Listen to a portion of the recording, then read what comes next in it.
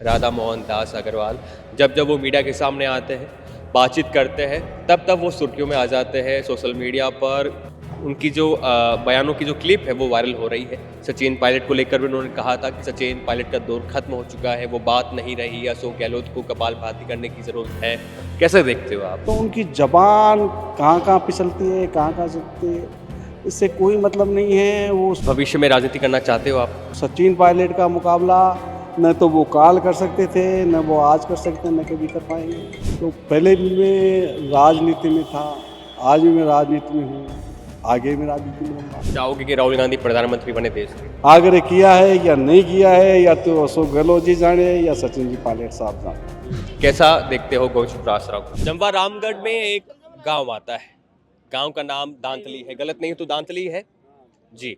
एक कार्यक्रम था यहाँ पर और इस कार्यक्रम की पूरी मेज़बानी जो मेरे पास नज़दीक बैठे हुए हैं उन्होंने की थी और अभी जनता के बीच में बैठे हुए हैं, स्थानीय निवासियों के बीच में बैठे हुए हैं और लोग इनकी तारीफ़ कर रहे हैं कि अच्छा प्रोग्राम करवाया आपने, अच्छे लोग आए, अच्छा रिस्पॉन्स देखने को मिला। सचिन पायलट पहुँचे थे और मंच पर खूब सारी बातें भी सुनाई दी। 2 सांसद भी थे, हरीश चंद्र मीणा और मुरारी लाल मीणा, वो भी अपनी बात रखते हुए नजर आए।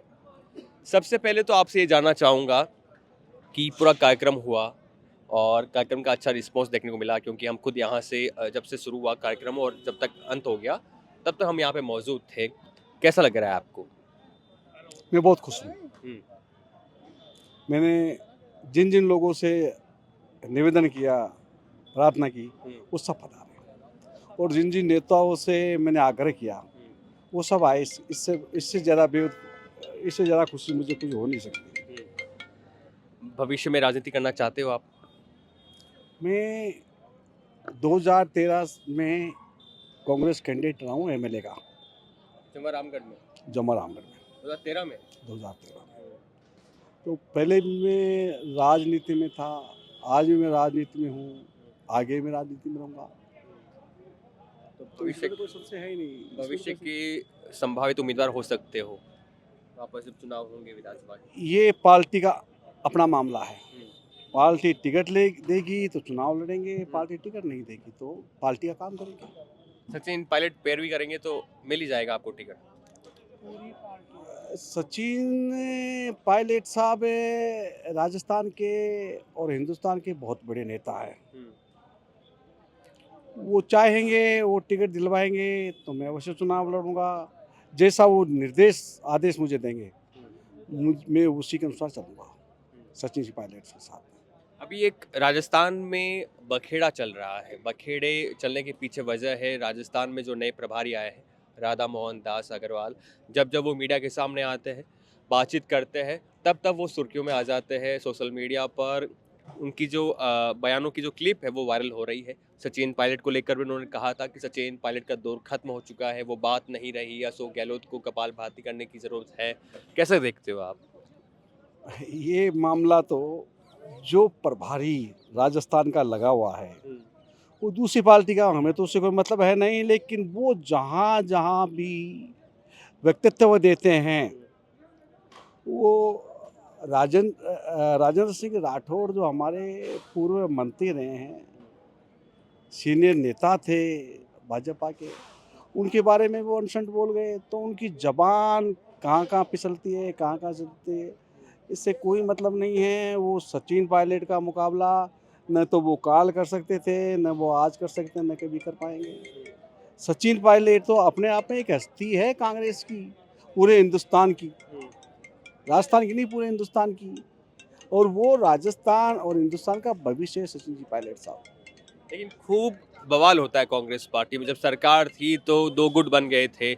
एक गुट था सचिन पायलट का, एक गुट था अशोक गहलोत का। सरकार चल नहीं रही थी, भाजपा लगातार हमले साध रही थी, निशाना साध रही थी कि क्या है, क्या चल रहा है कांग्रेस में। कांग्रेस में मैं तो ये मानता हूँ, मैं तो ये समझता हूँ कोई गुट है ही नहीं। कोई गुट नहीं है। कोई गुट नहीं कांग्रेस में। मुझे तो ऐसा लगा नहीं कि कांग्रेस में कोई गुट है। सब एक है। हम एक झंडे के नीचे चुनाव लड़ते हैं, एक चिन्ह पे चुनाव लड़ते हैं।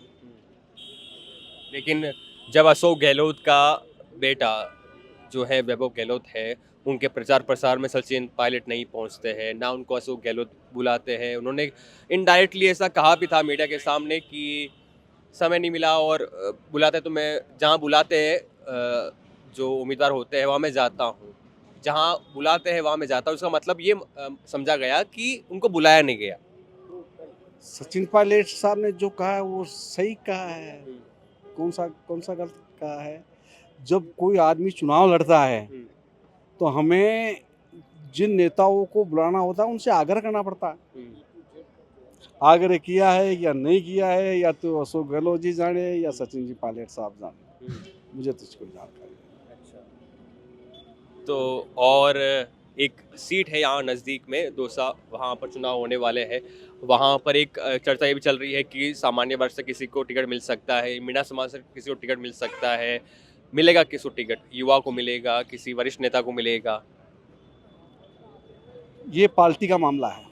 तो भी संभावित उम्मीदवार पार्टी किसको टिकट देती है? नहीं, हमें संभावित उम्मीदवार से हमें नहीं, हमें तो पार्टी के हम वर्कर्स हैं, सिर्फ हम इस पे ध्यान देते हैं कि पार्टी का कैंडिडेट जो चुनाव लड़ रहा है उसको जिताना है हमारे।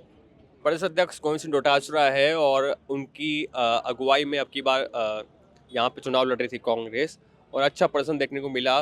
11 सीटें कांग्रेस पार्टी ने 3 अन्य मतलब सहयोगी दलों के साथ मिलकर जीती है और 8 सीटें अपने खुद के दम पर जीती है। कैसा देखते हो गोविंद सिंह डोटासरा को? गोविंद सिंह डोटासरा क्या, जब हम 0 पे थे, आज 0 से हम 11 पे आए ना। इसके पीछे कौन है?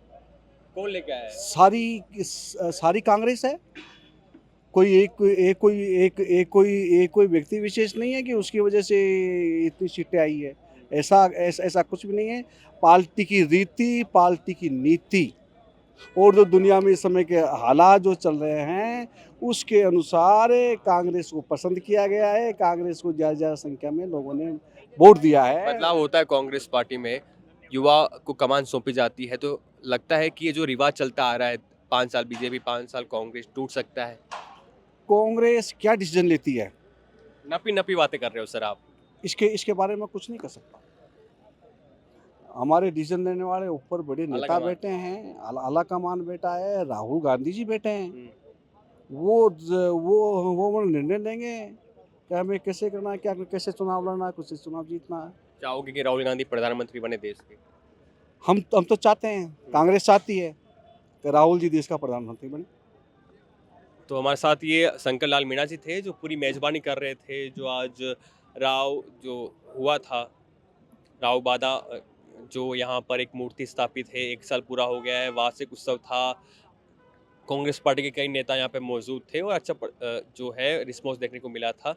अब देखिए क्या कुछ होता है दौसा विधानसभा सीट को लेकर, क्योंकि उपचुनाव जल्दी होने वाले हैं और हम वहाँ पे भी पहुँचेंगे और आपसे पूरी जानकारी साझा करेंगे क्या कुछ वहाँ पर रहता है। आपको बने रहना है भारत अवतार के साथ, कैमरा साथी लक्ष्मी नारायण के साथ, मनीष गौड़, दांतली।